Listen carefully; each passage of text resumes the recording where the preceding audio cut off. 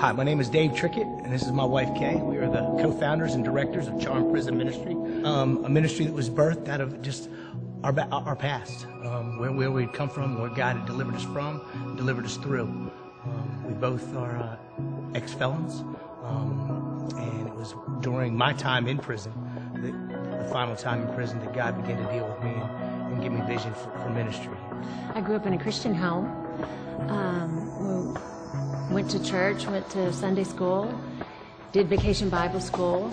I learned the word as a child. I knew all the songs to sing. I could memorize Bible verses. If there was an equation, my parents would have done everything right. They're Christian, but they're not perfect.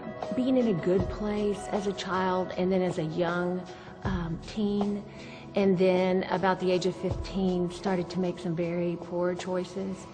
And then really just began to clothe myself with the guilt and shame because I did know the word, and so I knew better. So I really got stuck in a guilt and shame cycle that I couldn't get out of. Because I hadn't received and tasted and seen that the Lord is good, I really didn't know about forgiveness and grace, that I could come to the Lord and confess and be cleansed. So I spiraled into a deeper, darker place, became a real pit of addictions and destructive behavior to myself and to all those around me. Toward the end, some light began to come into the pit, and started back to church in 1995 and really had a desire. It felt like home and wanted to return home. I just didn't know how to leave my sin at the door.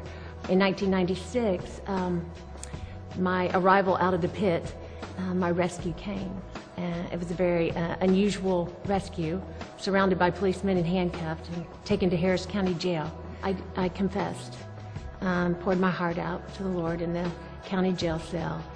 And he met with me, and the truth set me free. So as I sat in a jail cell, positionally, I was still a captive, but I knew Jesus, and freedom comes from knowing him.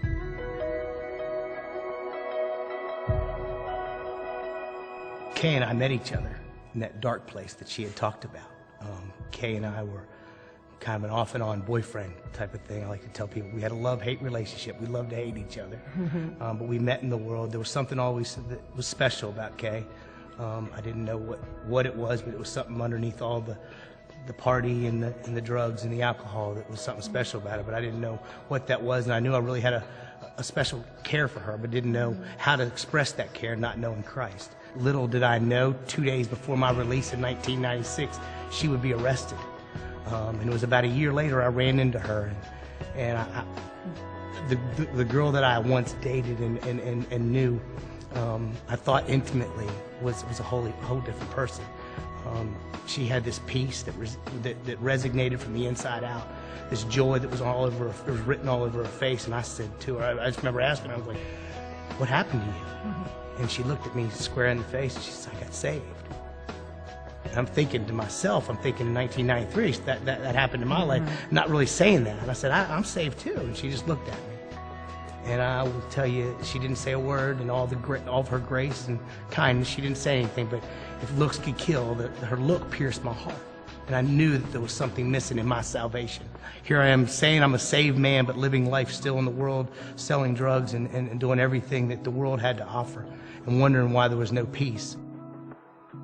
One night I was in my house, and he just began to speak to me, and not in an audible voice or anything like that, but from the depths of my soul, I could hear God speaking.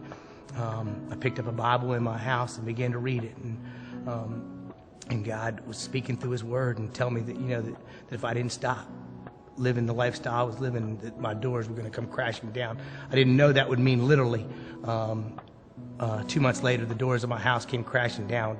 Drug enforcement agencies and ATF and all the different officers and came into my house with guns pointed everywhere. And in my past, that would have been a time to hit the ground or run, but there was something in my spirit that said, "Thank God." That sound of that door, cha-ching, closed, and I looked around, and it was a two-man cell, but there was only me in there, or so I thought. As I laid before the Lord and just said, God, I'm yours. I don't know what that looks like, but I'm full of guilt, full of shame. I burned all my bridges, but if you're real, God, I need to meet with you now. And the presence of the Lord just met me right where I was. And it was that verse that came home, that weeping may endure for a night, but joy cometh in the morning. It was later on, as I got sent off to the penitentiary, I prayed a prayer there, again, a specific prayer that God would send a man of peace. The Bible talks about the man of peace. And I remember walking into this proving ground, so to speak, for up-and-coming gang members. And I remember walking into that cell, and from across the room with all the craziness that goes on in prison, I remember just looking and seeing this man and how you could see the presence of God all over him and the Spirit of God. And it was evident that he was walking with the Lord. And we became best friends, and over the next 2 years, he discipled me and really taught me what it meant to be a man of God and walk in the things of God. And it was out of that then the vision was then birthed. I would do 2 more years on another unit before my release, and it was in that time God really began to birth vision for this ministry. Hi, I'm Chaplain Downs, and we're standing here in front of the Harris County Jail, fourth largest jail in the nation. It is here where I first came in contact with David Trickett, the director of Charm Ministry. He's conducting a chapel service preaching the gospel of the Lord Jesus Christ here at 701 North San Jacinto. And David Trickett came in, a defeated drug addict, and it was there that he heard a clear presentation of the grace of God and the gospel of Jesus Christ, and walked an aisle to surrender his life to the Lordship of Jesus Christ. And it was here, I guess you could say, that the seeds of Charm Ministry were planted in David's heart, and it was from this jail that God would begin to do a great work now that's continuing in the prison system across the state of Texas. I met David Trickett in 1998 when he first came into the Carol Bench unit as a participant in the I-5 program. David was one of those guys that really stood out. And he stood out from other inmates because David loved the Lord.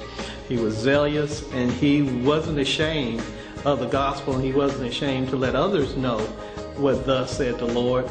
And David, once he left the program, you do think about David, David continued to stay in contact with me.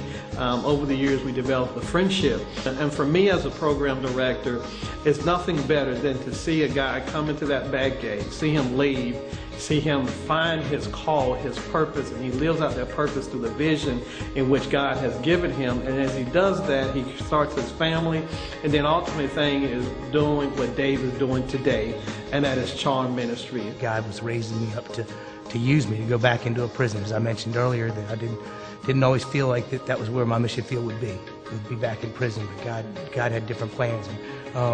But as he began to take the scales off my eyes and begin to see these men in prison for who they were and what they were his children. I'm talking about the guy who was praying. Right? He was the young preacher, not the old preacher. His name is Pee-wee. They do have matching hairstyles, I see. Praise the Lord. I'm John Eckeberger, and it's been my privilege to serve as the chairman of the advisory board for Charm Prison Ministry for the last 2 years. And I've had the opportunity to be involved in a number of ministries through the years, both on church staff and parachurch organizations. And so when I first met David and Kay, and they were beginning to dream about the transition into full-time ministry, and I asked Dave to kind of share his dream with me and his story with me, I instantly knew it was the sort of thing I wanted to be involved with. You know, one of the unique things about Charm is that we may have made a conscious effort not to try to serve every prison unit in Texas. Our goal is to focus on a number that's achievable for us, 6 or 8 units, and we're doing that right now presently. But units that we can invest in over and over and over again. We're not looking to go into a unit and just spend one afternoon and never go back again, or go back a year later or 2 years later. Our goal is to go back often enough that we can build relationships with men and women that are incarcerated, so that not just ministry inside the walls takes place, but once they're released, and they are going to be released, most of them will be back in our communities, and so that there are relationships that are meaningful. In 2007, I given my life to Christ. And at the other units that I was on, I didn't really have an opportunity to foster that relationship with Christ. As I was doing my time, I had begun praying to God to give me an avenue and a way out of the gang involvement that I was in around the individuals that were negative influence in my life. Charm Ministry has come in on several occasions to do volleyball tournaments, to do basketball tournaments. And when I met David Trickett and some of the other men, Ryan Harlan, for instance, they had given their time on a Saturday. And it took me kind of by surprise because I wondered why these guys would spend a weekend away from their families, away from their jobs, in a prison with us. And as they began to come into the prison on a more regular basis, aside from the sports that they brought in, I began to fellowship with some of these guys, Blair Cairns and Ben Rogers. I began to communicate with these gentlemen on a one-on-one basis. I was even able to write them. And I began fostering a relationship that helped me to understand what they had inside of them that I wanted. And it was a peace and a love for God. When we're not actually out on the court playing volleyball or playing basketball, we have one-on-one time. And I look at that time as kind of a mentorship where they can tell me things that I don't know about the world as far as how to be interpersonal with people, how to pay bills on time, how to budget money, what it takes to be a part of a church, to fellowship with other men. And they give me ideas on how I can redirect my life. In July of this year, 2011, I walked out of the prisons a free man. But it was during my prison time, prior to being released, that God was bringing different people into my life, such as Carl and David Trickett with Charm Ministry. I have to say that they were very instrumental in me understanding, that God is a God of grace, and He is a God of second chances, and was beginning to reconcile me back into society prior to even stepping out. I was meeting these people that were just opening up their hearts to me and just loving on me. So when I got out, I immediately had David Trickett and Carl as accountability partners, so that when I'm out here, I got somebody I could talk to, somebody I could pray with, somebody that's going to hold me accountable. And so as time has gone on out here, I've continued to serve God. I've continued to faithfully seek Him, because the Bible tells me, seek ye first His kingdom and His righteousness, and all these things will be added unto me. And so God has held His promise true. And ignite your bones, and I will try to fix you. We try to do this thing on our own. The world dictates to pull ourselves up by the bootstraps and get after it, be a man. God says, humble yourself. It's in your weakness my strength is perfected. Amen. That's a tough thing for a man to do, is humble himself and become weak so that he can become strong. Amen. Amen. Good stuff. I started with the system almost 16 years ago. I started the Michael unit, which is a 3,300 maximum security facility. I had the opportunity to work with a lot of offenders. We were innovative in the fact that we were able to usher in the first hospice program in TDCJ. We were able to serve hundreds of offenders. We averaged a little over 100 deaths per year while serving at the Michael Hospice facility. We also initiated a program called Day with Dads that later received the Governor's Award for innovativeness and for the role that it played in offenders' lives and their families' lives. David and his team of volunteers have been coming ever since I've been there for the past 5 years. They have been an integral part of what God is doing. We've done basketball, we've done softball, but most of all, they have learned to fellowship with the guys, and the guys have come to know them as someone that they can count on, someone that they can look up to, someone that they can trust. Not only are they ministering to the guys while they're inside, but they have a transitional, transformational type ministry in that they are working with the guys when they get out. Dave, who himself is an ex-offender, knows how to walk the walk and talk the talk. He knows how to relate to the guys. He has a team of guys, some who've been in, some who have not, but they all come bringing the good news of Jesus. They come showing how to love people, however they are and wherever they are. So I want you to know that God is not only raising up men in white, but God is raising up men even after they get out. And Dave is a prime example. He and his wife have just done an awesome, awesome job. And I want you to know how much I love him and how much I support him, because I think that they have done just a masterful job of ministry. So I want to invite you, if you're not involved in the ministry, get involved in the ministry, because it is doing things, it's going places, and God is in the midst.